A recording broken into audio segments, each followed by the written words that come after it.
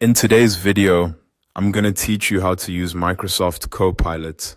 To get started, open Microsoft Copilot on whichever device works best for you. You can use it in your web browser, in the mobile app, or through the Windows app. The experience is similar across platforms, so once you learn the basics, you'll be able to use it comfortably almost anywhere. Once Copilot is open, sign in with your Microsoft account.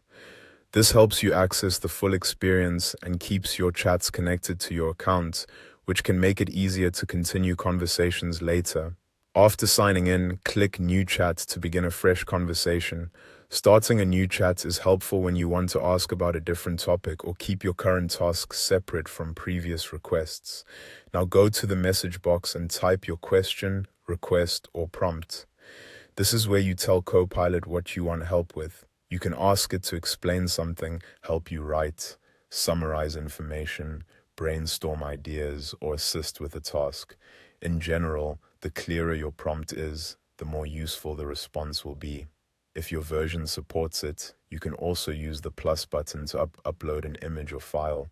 This is useful if you want Copilot to work with something specific instead of just text. Depending on your version, you may also see options to generate an image, start deep research, create a podcast, or take a quiz.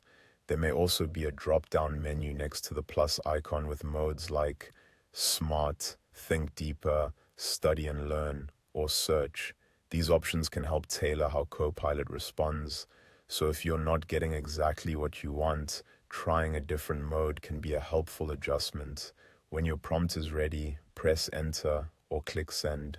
Copilot will then generate a response based on your request.